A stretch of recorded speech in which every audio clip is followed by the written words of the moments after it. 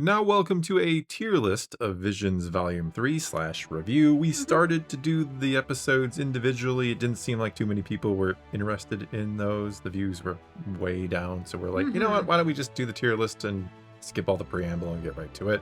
So we're just going to jump right in. We're going to go all through the 9 episodes. In order. In order of release. Well, they all came out at the same time. But how they're listed on Disney Plus, whatever you want to call it. And the tiers are S through F. Yes. S being phenomenally good, F being a fantastic failure. And everything in between. C being essentially average. All right then, let's kick it off with the first episode, The Dual Payback. Thor, where do we place The Dual Payback? I know we both enjoyed this one, and we had said so on the review we did of it. Yeah, this one we actually did a review of, and we praised it quite a bit. I thought it was really, really good. I know there are some. I liked it a lot too. Yeah, there are some issues with the philosophy at the end. Is this supposed to be some sort of gray Jedi / Sith character? And I personally didn't see it that way. I saw it as him confronting a wayward Jedi who was consumed with vengeance and kind of had lost his way. Not that the Jedi way itself was somehow wrong. That's how I interpreted it. And I enjoyed this one quite a bit. I kind of want to give it an S. Mainly because I think there needs to be at least one, and this is kind of a spoiler, but I feel like I want to put at least one in the S category here just to kind of say this was the best of the best, and I think I'm going to do that with The Dual Payback. Bold. It's bold. It probably deserves an A. If I were comparing it to all the other seasons, all the episodes, I'd probably go A tier, but I'm going to go S. Me personally, I would also put it in S tier, but if I hadn't read the book or the comic issues that are associated with the whole universe the duel takes place in, I'd probably downgrade it to an A or a B. Okay.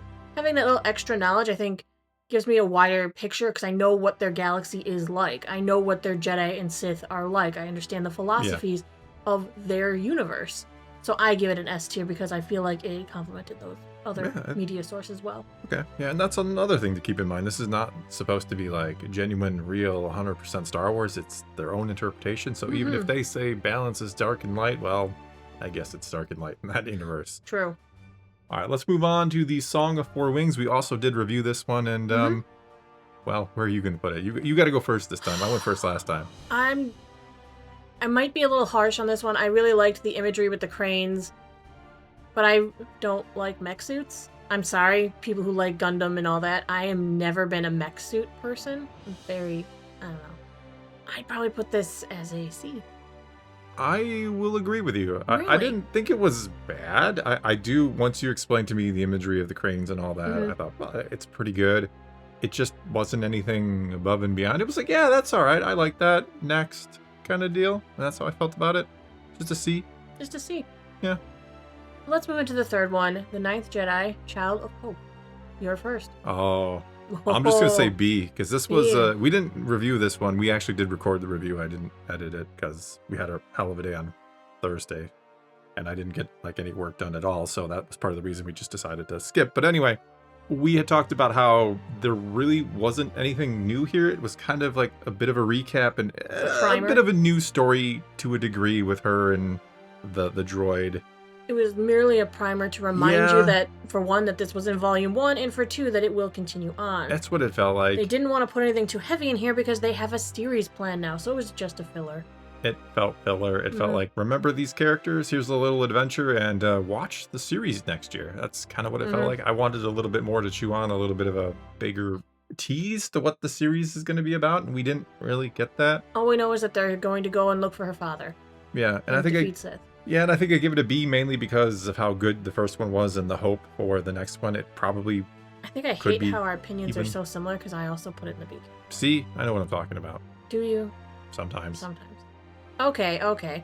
Let's continue on into number 4, The Bounty Hunters. All right, you're first on this one.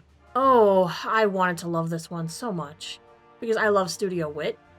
But this one felt entirely too predictable to me. This was A goes to B, goes to C, goes to D, 100% straight. This is a tried story that they've done 100 times in every media imaginable. The Heart of Gold, yeah. Oh, it's a heart of gold. Everyone has a heart of gold except for the hot guy. He's Oh, I remember when we were watching it, we both turned as soon as we saw him. Like, oh yeah, that's the bad guy. Those are not slaves; they're child workers. Yeah, in collars. War orphans. Yeah. It's all good. Those are just tracking, so I can't lose them. Yeah, I don't want to lose my I'm children. No, you go and kill all of their relatives, or get them back because I want more workers.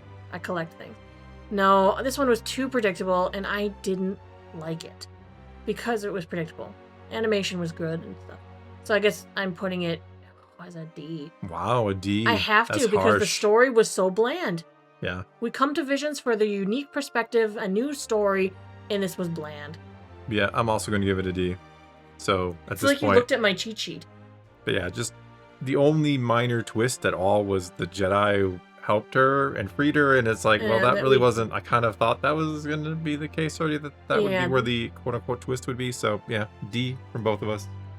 All right, number 5, Yuko's Treasure.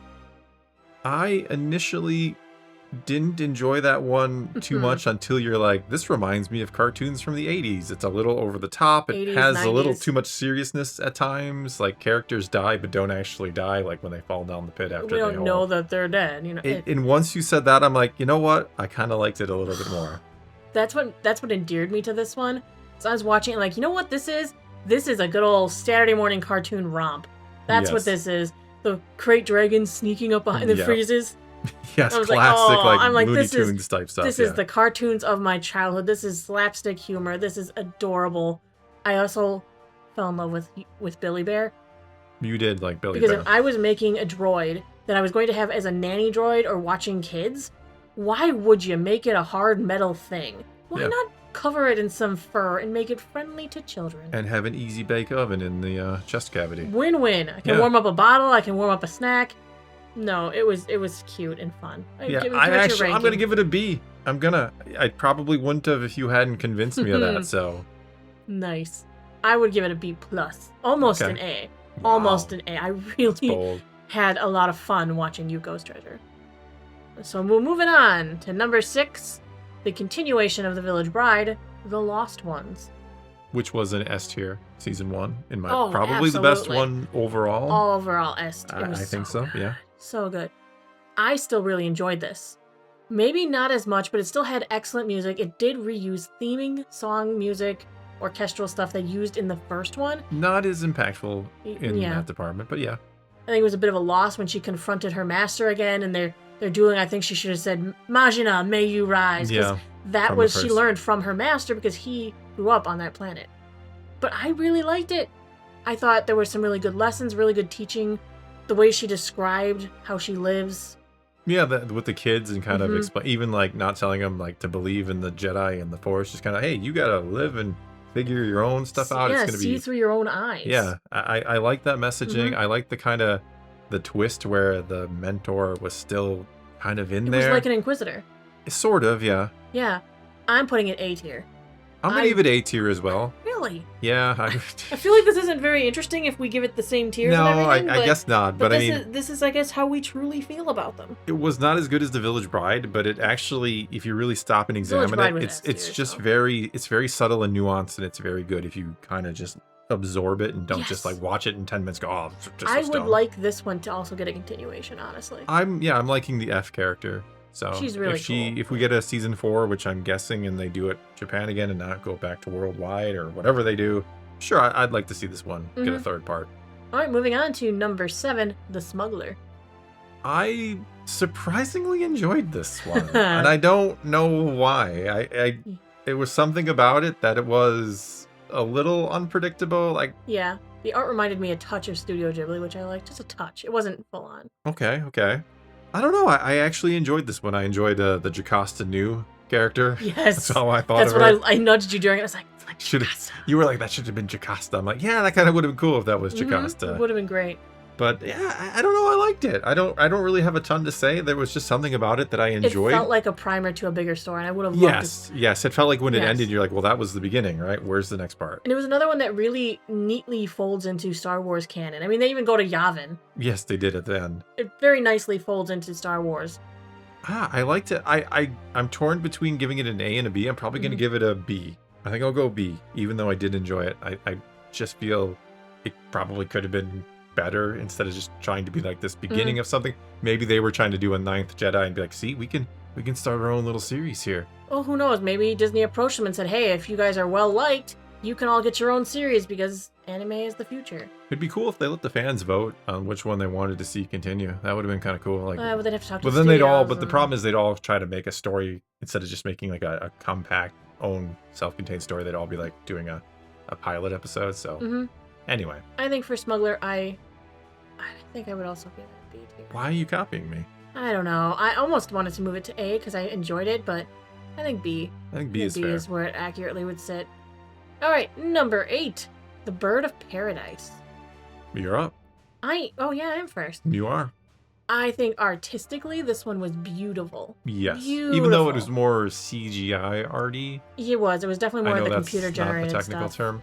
But it was still gorgeous. It was gorgeous to look at. Really, really good. It was really cool. The fight choreography I thought was really good. I liked the internal. You could visualize the entire. It's like the 12 steps of like, coping, and yes, there was a lot of dead time though in it. I kind of feel the opposite in a way. I think this needed to be longer and a little more drawn out and a little more instead of like, here is day 3 for 2 minutes and you got to quickly kind of piece together the lesson before we move on to the next day. I think it would have benefited from being a little longer. Okay. Not necessarily drawing it out, but just kind of dwelling on it a little. That is drawing it out, but you know what I'm saying? Like, kind of let's let them just kind of percolate in our brains a little bit, these lessons, and instead of just like day 2, day 3, day 4, day 5, it was like, yeah, kind of rapid fire. Well, I was disappointed we never found out what happened to her master. No. Or the crazy, very, very anime Inquisitor. Yeah, she was very over the top anime Inquisitor. Yeah. She looked cool though. Do we just assume that her master died because he never came to look for her? But then the Sith would have come to look for her. I don't know. She was lost for days and nobody came to look for her. They just left. Never leave a Jedi behind unless you gotta leave a Jedi behind. Am I supposed to rank this? You gotta rank this one first, yeah. Oh, this one's hard. I'm giving it a C. Oh, okay. I think artistically, in the art style, the colors and everything, it was one of my favorites for that. But I wasn't wowed by the score, and like I said, the story felt like it could have been more. Okay. I don't know. There wasn't too much of a story. It was I have to overcome my blindness, and she had to find herself in the Force again, yes, but I don't know. I just felt like there could have been a little bit more going on. All right, well, we'll finally have a departure here. I'll give it a B. I like what it was trying to go for. I do agree that there are some issues there, that it could have been longer, it could have been more in-depth and just explained a little more, but again, they have limited time, and with the limited time, I thought they did pretty good. As much as I enjoyed the animation style, I do wish it was more of the hand-drawn kind of traditional stuff, but it was cool for what it was. It looked awesome for what it was. Okay, well, let's move on to the last one, number 9, Black. You're first. I'm glad it was last. Well, I'm assuming that there might be some people out there who really relate to this. Absolutely. You could tell what it was for. Yes, I am not, and thank you to those who go out and fight the good fight for. Like, if this is what it really feels like. Yes, then that's horrific because this episode was kind of horrific. Right, you could just see he couldn't even keep. His PTSD was so bad, he couldn't tell past from present from what he was doing. He was battling himself. Yeah, it was like this part of him was always this good, peaceful part of himself seemed to be chased by this darker side of him that just wouldn't leave him alone. Right. It was like the war, the battles, the anger, the hatred of all of that constantly coming after him when all he wanted was to run away, to be free from war. Yes. It's what it felt like. Yes. I didn't care for the crazy jazz either. That's just not my music style. It was so, like I said, I'm sure there are people who are like, I get this. This resonated with me. And that wasn't me. I think I understood what it was going for, and I can appreciate what it was trying to do. I'm just not sure that this worked. Right. It didn't really feel like an anime story to me. This wasn't much of a story. It was feelings made visual for the most part. Yeah, it was strange, and I'm going to give it a C, which I feel like I could give it a lot worse, but I appreciate what I think it is trying to do. And like I said, I'm going to assume, and I could be wrong, but I'm going to assume that there are people out there who are like, yes, this hit me. Yeah. This, I get this. I wish more people could understand this feeling I have that I can't easily articulate, and maybe this means something to somebody, and if it does, I think that's great. So I could easily give this an F because I just didn't really enjoy it, but I'm going to give it a C because I think there is some serious intent in there that is very well-meaning. And well, you talked me out of an F. which is what I was going to give it. Yeah, I thought you were. My personal opinions of it is, while I do understand its meaning, I didn't like it. Yes. And this is a list of how well did I like something. That's fair. So while I do enjoy the fact that it showed me a new perspective, I guess I'll give it a D. I'm going to save it from an F. But I'm going to give it a D too. I'm going to change mine because I do think, like, the personal opinion is I just didn't like it. I do like that it showed me something, a new way of kind of thinking about what PTSD really can feel like or do with a person's psyche. Yeah, I guess see, that's kind of how I looked at it. Like, it was so bad that I'm like, God, if this was my life, it would be miserable. It would be miserable. So that's why I'm like, I can appreciate what it's trying to say, and if this is what it's like, then yeah, this is something important. All right, I think that's going to be all we got for you this time. Your turn. Take to the comments below. Give your tier list here. Absolutely. Go ahead and tell us all of them, however you want to. I am very curious to see which ones you loved, which ones you hated. Yeah, do you agree and where with us? They all disagree? in between fell. Yeah, what did you think of Black? Maybe we're in the minority. I don't know if people maybe really loved it, maybe people didn't. Which is funny because that's the one that they previewed everywhere. Was Black. That was the one they like talked up. That's the one they previewed. Well, they previewed it at film festivals too, which at a film festival this would probably do extremely well. It's very artsy. Yes. Or something. Artsy. That's what I call stuff that's above my pay grade. Anyway, leave those comments below. Leave those tier lists below. Let's talk some Star Wars. And until next time, thanks for watching.